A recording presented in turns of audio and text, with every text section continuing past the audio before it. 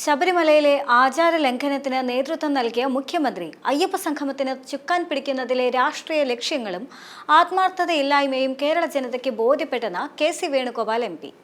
ആഗോള അയ്യപ്പ സംഗമത്തിൽ മുഖ്യമന്ത്രിയുടെ ചോദ്യങ്ങളുമായി കെ.സി. വേണുഗോപാൽ എം.പിയുടെ തുറന്ന കത്തിലാണ് എം.പി ഇക്കാര്യങ്ങളെല്ലാം തന്നെ ചൂണ്ടിക്കാണിക്കുന്നത്. ശബരിമല അയ്യപ്പനെ രാഷ്ട്രീയ നേട്ടങ്ങൾക്കായി ഉപയോഗിക്കുന്നത് പിണറായി സർക്കാർ അവസാനിപ്പിക്കണം.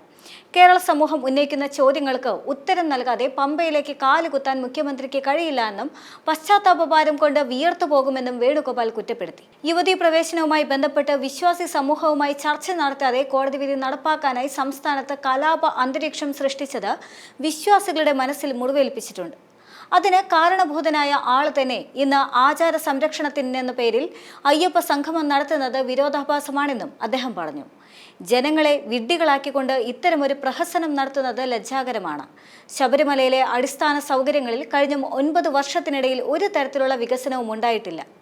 കുടിവെള്ളം, പമ്പ ശുചീകരണം, ഭക്തജന തിരക്ക് നിയന്ത്രണം, ഗതാഗത സംവിധാനം എന്നിവ ഒരുക്കുന്നതിൽ സർക്കാർ അലംഭാവം തുടരുകയുമാണ്.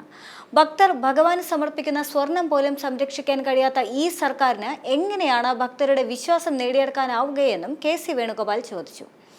CPM-ലെ ദേവസ്വം മന്ത്രിമാർ അയ്യപ്പനെ കൈകൂപ്പി വണങ്ങാൻ തയ്യാറാകാത്തത് തന്നെ വിശ്വാസത്തോടുള്ള അനാദരവാണ്.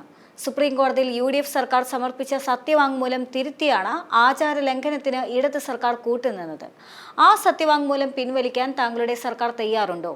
ചുരുങ്ങിയ പക്ഷം നാമജപ ഘോഷയാത്ര നടത്തിയവർക്കെതിരായ കേസുകൾ പിൻവലിക്കാനെങ്കിലും സർക്കാർ തയ്യാറാണോ എന്നും കെ.സി. വേണുഗോപാൽ ചോദിച്ചു. വൈരുദ്ധ്യാത്മക ഭൗതികവാദത്തിൽ നിന്നുള്ള CPM-ന്റെ വ്യതിചലിക്കുന്നതിന്റെ സൂചനയാണോ ഈ അയ്യപ്പ സംഗമം എന്ന് ചോദിച്ച കെ.സി. വേണുഗോപാൽ നിയമസഭാ തെരഞ്ഞെടുപ്പിന് ശേഷം ഈ നിലപാട് മാറ്റുമോ എന്നും പരിഹസിച്ചു. യുവതീ പ്രവേശന സമയത്ത് പ്രതിഷേധിച്ച ശബരിമല തന്ത്രിയെ അധിക്ഷേപിച്ച മുഖ്യമന്ത്രി ഇപ്പോഴെങ്കിലും മാപ്പ് പറയാൻ തയ്യാറാകണമെന്നും കെ.സി. വേണുഗോപാൽ കത്തിൽ ആവശ്യപ്പെട്ടിട്ടുണ്ട്.